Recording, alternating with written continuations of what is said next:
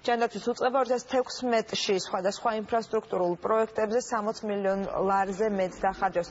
მომავალი წლის აგვისტოშია დაგეგმილი ტუბერკულოზისა და ფილტვის დაავადებათა ეროვნული ცენტრის ბავშვთა ახალი საავადმყოფოს მშენებლობის დასრულება.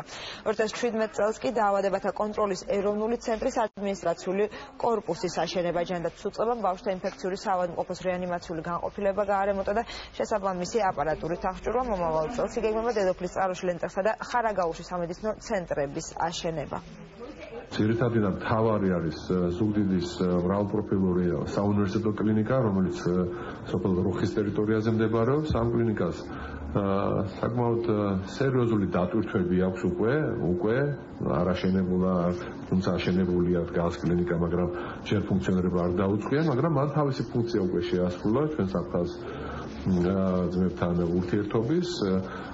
ჩვენ ვთვლით, რომ ეს იქნება ერთ-ერთი ხიდი აფხაზებსა და ქართველებს შორის და ხიდი გამაერთიანებელი ხიდი, იმიტომ რომ თქვენ ძალიან კარგად იცით, რომ აფხაზი პაციენტები ჩვენთან მკურნალობენ.